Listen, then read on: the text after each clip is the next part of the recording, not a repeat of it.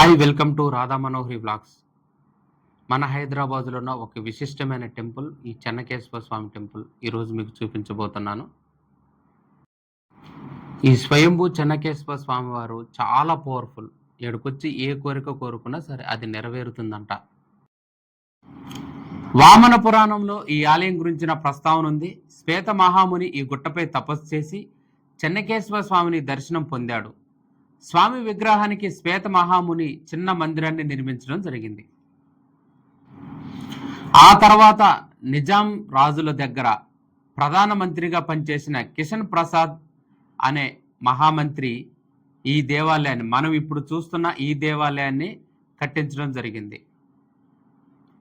ఈ ఆలయం మొత్తం 3 ఎకరాల విస్తీర్ణంలో కొలువుతీరి ఉంటుంది.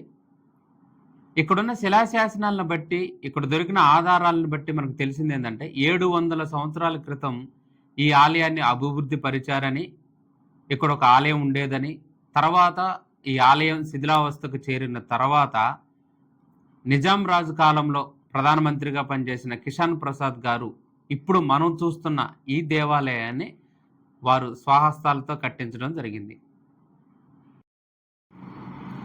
ఎన్నో దేవాలయాలు ఉన్నప్పటికీ హైదరాబాద్లో ఒక్కొక్క దేవాలయంలో ఒక్కొక్క మూర్తి స్వయంభూగా వెలవటం జరుగుతుంది. కానీ మనం ఇప్పుడు చూస్తున్న ఈ దేవాలయంలో అన్ని దేవతామూర్తులు కూడా స్వయంభూగానే వెలవటం జరిగింది. అంత అద్భుతమైన మరియు చాలా పవర్ఫుల్ స్థలం ఇది. ఇక్కడ ఆంజనేయ స్వామి వారు విష్ణు రూపంతో చతుర్భుజాలు కలిగి ఉంటాడు. శంఖ చక్రాలను ధరించి ఉంటాడు. ఇక్కడున్న ఆంజనేయ స్వామి వారికి 11 శనివారాలు మనస్ఫూర్తిగా ప్రదక్షిణ చేయటం వల్ల మనం అనుకున్న ధర్మబద్ధమైన కోరికలు నెరవేరుస్తారంట. అంతేకాకుండా దుష్టగ్రహాల నుంచి మనల్ని బయటపడి వేస్తాడంట. ఇప్పుడు మీరు చూస్తున్న ఈ చెట్టు ఉంది కదా, ఇది రావి చెట్టు, వేప చెట్టు కలిసి ఉండేవి ఒకప్పుడు. ఇక్కడ గణపతి రావి చెట్టులో ఉన్న ఒక కొమ్మకి గణపతి స్వయంభూగా వెలవటం జరిగింది. ఇప్పుడు మీరు చూస్తున్న ఈ మండపం స్వామివారి కళ్యాణానికి వాడటం జరుగుతుంది. పురాతనమైన మండపం. ఇది కూడా 700 సంవత్సరాల క్రితం నాటి మండపమే. ఈ దేవాలయంలో ముఖ్యంగా చెన్నకేశవ స్వామివారు స్వయంభూగా శంకు చక్రాలతో శిరస్సు రూపంతో వెలవటం జరిగింది. చాలా పవర్ఫుల్ దేవాలయం. ఈ స్వామివారిని దర్శించి మొక్కుకోవటంలో వివాహ సమస్యలుంటే తొందరగా తొలగిపోతాయంట. సంతాన సమస్యలున్నా సరే స్వామివారి అనుగ్రహం చేత తొందరగా నెరవేరుతాయంట. జీవితంలో సెటిల్ అవ్వలేదని బాధపడే వాళ్ళు ఎవరైనా సరే ఈ స్వామివారికి శుక్రవారం పూట 11 ప్రదక్షిణాలు తిరిగి స్వామివారిని నమ్మి మనం అడుగు వేస్తే అతి తొందరలోనే మనకి మన కార్యసిద్ధి కలుగుతుందంట. గర్భాలయంలో కొండరాతికి స్వయంభూగా శిరస్సుతో స్వామివారు ఉద్భవించడం జరిగింది. చూడండి మీరు, గుహ ఇది. 2 కొండల మధ్య ఉన్న గుహలో శ్వేతమహాముని తపస్సు చేస్తే ఆయన తపస్సుకు మెచ్చి స్వామివారు స్వయంభూగా ప్రత్యక్షం అవటం జరిగింది కొండరాతికి. ఇక్కడ స్వామివారు శిరస్సు రూపంలో కనపడతారు. తిరునామం, నేత్రాలు, వీరరసానికి ప్రతీకగా ఉండే కోర మీసాలతో స్వామివారు భక్తులకు దర్శనమివ్వటం జరుగుతుంది. ఈ స్వామివారిని చెన్నకేశవ స్వామి అని, చెన్నారాయుడు స్వామివారు అని కూడా పిలవటం జరుగుతుంది. ఈ మహాత్ముణ్ణి ఆర్తితో పిలిచి అడిగితే మనం అనుకున్న ధర్మబద్ధమైన కోరికలు వెంటనే నెరవేరుస్తాడంట. పిలిస్తే పలికే ఈ చెన్నకేశవ స్వామి ఆలయం చాలా ప్రశాంతమైన వాతావరణంతో ఉంది. ఇక్కడ ధ్యానం కూడా చాలా అద్భుతంగా కుదిరింది ఫ్రెండ్స్ నాకు. మీరిప్పుడు చూస్తుంది స్వామివారి ఉత్సవమూర్తులు. శ్రీదేవి, భూదేవి సమేతంగా స్వామివారు ఈ మూర్తుల రూపంలోనే కళ్యాణ వేడుక జరిపించుకోవడం జరుగుతుంది. ఈ స్వామివారి మూర్తుల్ని ఊరేగింపుగా ఊరేగించడం కూడా జరుగుతుంది. చాలా ప్రశాంతంగా ఉంటుంది. ఇంకొకటి, చాలా పాజిటివ్ వైబ్స్ ఉన్నాయి ఈ దేవాలయంలో. స్వామివారి గర్భాలయానికి ఎదురుగా మనకి కూర్మ అవతారం కనిపిస్తుంది. ఈ కూర్మ అవతారాన్ని 700 సంవత్సరాల క్రితం అప్పుడు కట్టిన రాజువారు నిర్మించడం జరిగింది కూర్మ అవతారాన్ని. చూడండి, స్వామివారి గర్భాలయానికి ఎడమ వైపున మనకి ఆండాల్ దేవి దేవాలయం కనిపిస్తుంది. ఆండాల్ దేవి వారు చాలా చూడముచ్చటగా చక్కగా ఉంటారు. అమ్మవారిని చూస్తుంటేనే అమ్మతనం ఉట్టిపడుతుంది. ఈ గర్భాలయంలో అమ్మవారితో పాటుగా మనకి అల్వార్ మూర్తులు కూడా దర్శనమివ్వటం జరుగుతుంది. చూడండి, తిరుప్పావై చాలా వేడుకగా నిర్వహిస్తారు ఈ దేవాలయంలో. ఈ స్వామివారి దర్శనానంతరం మనం వైకుంఠ మార్గం గుండా కిందకి వెళితే శివాలయం ఉంటుంది. స్వయంభూ శివాలయం ఉంటుంది. అది గూడా మీకు చూపిస్తాను. ఇంకొక విశేషం ఏంటంటే, ఇక్కడ ఉద్భవ శిల ఉంది. అంటే స్వామివారు స్వయంభూగా వెలిసిన ఉద్భవ శిల వెనక వైపునుంటుంది. ఆ శిలను కూడా మీకు చూపిస్తాను చూడండి. చూడండి ఫ్రెండ్స్, ఈ ఆలయం మొత్తం కూడా ఒక కొండ గుట్ట పైన ఉంటుంది. ఒక కొండ పైన స్వామివారు కొలువుతీరి ఉండటం జరిగింది. స్వామివారి రూపు, శిరస్సు రూపుతో స్వామివారు ఇక్కడ ఉద్భవించాడు కదా!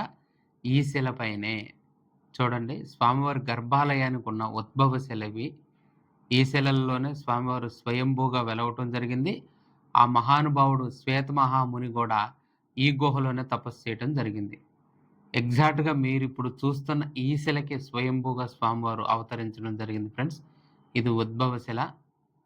ప్రదక్షిణ మార్గం కూడా ఇదే. ఈ శిలని తాకి ప్రదక్షిణ చేయటం జరుగుతుంది భక్తులందరూ కూడా. శివాలయంలోకి వెళ్దాం మనం. ఇప్పుడు ఈ మార్గం గుండానే శివాలయంలోకి వెళ్ళటం జరుగుతుంది. ఇది కూడా 700 సంవత్సరాల క్రితం నాటి శివాలయమే. అయితే నిజాం రాజు కాలంలో ఒక ప్రధానమంత్రి ఈ ఆలయాన్ని నిర్మించడం జరిగిందని చెప్పాను కదా!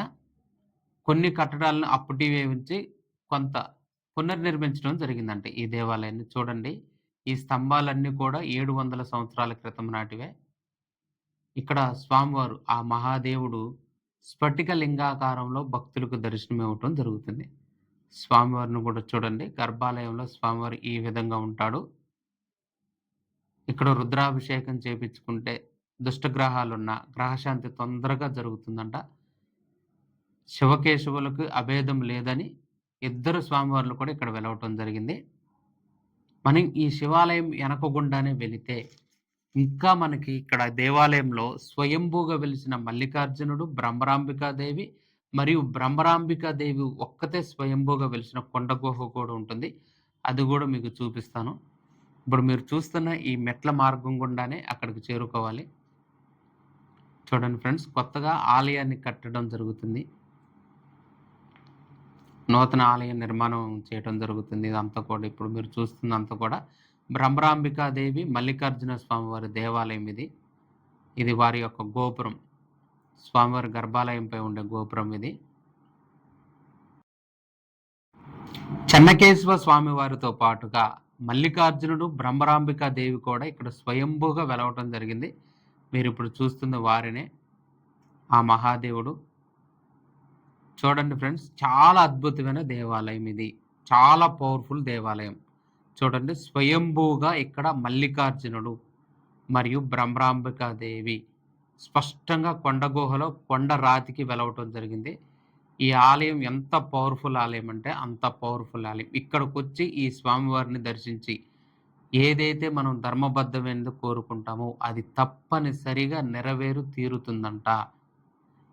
మనకి ఈ బ్రహ్మరాంబిక మల్లికార్జున స్వామి దేవాలయం వెంబటి ఒక గుహ కనిపిస్తుంది చూడండి.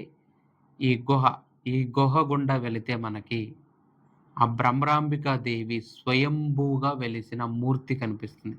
చాలా అద్భుతమైన మూర్తి. ఇక్కడ అమ్మవారి స్వయంభూ మూర్తి ఉందని తెలిసి ఆ చాళుక్య రాజులు అమ్మవారికి చతుర్భుజాలతో కూడిన 6.5 అడుగుల విగ్రహాన్ని ప్రతిష్ఠ చేయటం జరిగింది. అయితే ఆ విగ్రహం కాలక్రమేణా ఇబ్బందులకు గురవటం చేత 12 సంవత్సరాల క్రితం మీరిప్పుడు చూస్తున్న ఈ బ్రహ్మరాంబికాదేవి విగ్రహాన్ని ప్రతిష్ఠ చేయటం జరిగింది. అమ్మవారి మూలమూర్తి వీరు. అమ్మవారి ప్రతిష్ఠ చేసిన విగ్రహం. ఈ ఆలయంలో ఎలక్ట్రానిక్ దీపాలు వాడటం నిషేధం. అమ్మవారు పిలిస్తే పలుకుతుంది. ఇక్కడికొచ్చి ఈ అమ్మవారిని మనం ఏదైతే కోరిక కోరుకుంటామో ఆ కోరిక వెంటనే నెరవేరుతుంది. మన ఇంటిలో గృహశాంతి కలుగుతుంది. నవగ్రహాలు మనకు అనుకూలంగా ప్రవర్తిస్తాయి. ఈ అమ్మవారి దర్శనం సకల శుభాలను మనకి కలిగిస్తూ ఉంటుంది. చూడండి ఫ్రెండ్స్, గుహలో అద్భుతమైన అమ్మవారు రూపం మరియు చాలా పవర్ఫుల్ రూపం. మనం ఈ అమ్మవారిని దర్శించుకున్న తర్వాత అమ్మవారికి మన వెన్ను చూపి నడవకూడదంట. మనం అమ్మవారిని చూస్తూనే వెనక్కి నడుచుకుంటా గుడి బయటకు రావాల్సి ఉంటుంది. అమ్మవారిని బ్రహ్మరాంబికాదేవిని, మల్లికార్జున స్వామివారిని దర్శించుకొని ఇప్పుడు మీరు చూస్తున్న ఈ మెట్ల మార్గం గుండా కిందకి వస్తే స్వయంభూ భద్రకాళి మరియు వీరభద్ర స్వామివారు కూడా దర్శనమిస్తారు. ఈ కొండపైన అన్ని మూర్తులు కూడా స్వయంభూగాను వెలవటం జరిగింది. ఇప్పుడు మీకు భద్రకాళి మరియు వీరభద్ర స్వామివారిని కూడా చూపిస్తాను చూడండి. మీరిప్పుడు చూస్తుంది ఈ కొండ గుహలోనే స్వయంభూగా భద్రకాళి మరియు వీరభద్ర స్వామి వెలవటం జరిగింది. మరియు ఈ ఆలయంలో అమ్మవారికి, అయ్యవారికి ఎదురుగా ఆ షిరిడీనాథుడు కూడా ఉండటం జరిగింది. చూడండి ఫ్రెండ్స్, వీరభద్ర స్వామి, భద్రకాళి మాత మరియు దక్ష ప్రజాపతి స్వయంభూగా స్వామివారు ఇక్కడ తన ఉనికిని చెప్పటం చేత భక్తులందరూ కూడా కలిసి ఇప్పుడు మీరు చూస్తున్న ఈ విగ్రహాలకి ప్రాణప్రతిష్ఠ చేసి ప్రతిష్ఠ చేయటం జరిగింది.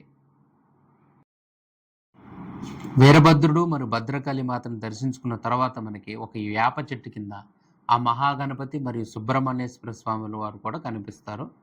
ఇప్పుడు వాళ్ళను కూడా మీకు చూపిస్తాను చూడండి. ఇప్పుడు చూస్తున్న ఈ చెట్టు కిందనే గణపతి మరియు సుబ్రహ్మణ్యేశ్వర స్వామివారు దర్శనం ఇది. ఇక్కడ స్వయంభూగా వెలిసిన చెన్నకేశ్వర స్వామివారిని చెన్నరాయని స్వామివారు అని కూడా పిలవటం జరుగుతుంది. చెన్నరాయని కాలక్రమేణా చంద్రాయనగా మారింది. ఈ గుట్ట పేరు మీదుగానే ఈ ఏరియా మొత్తానికి కూడా చాంద్రాయన గుట్ట అనే పేరు రావటం జరిగింది. భారతదేశాన్ని పరిపాలించిన చక్రవర్తి ఔరంగజేబ్ గారు ఒక సందర్భంలో ఈ గుట్ట ఎదురుగుండా మార్గంలో ప్రయాణించాల్సి వచ్చింది. అప్పుడు వారు తమ సైన్యంతో, తమ మంత్రులతో, తమ రాణులతో ఈ గుట్ట ఎదురుగుండా మార్గం గుండా ప్రయాణిస్తున్నప్పుడు అకస్మాత్తుగా అతని గుర్రాలు ఆగిపోవటం జరిగింది. చుట్టుపక్కల పరిశీలించి చూడగా ఈ కొండగుట్టపై నుంచి వింత ఆకారాలు, వింత శబ్దాలు వినిపించసాగాయి.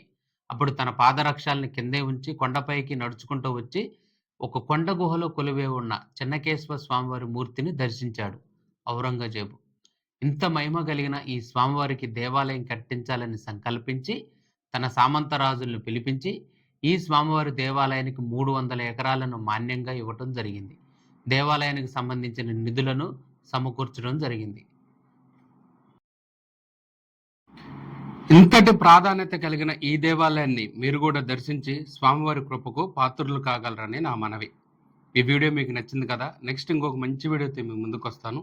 Like and share, subscribe my YouTube channel friends. Bye friends.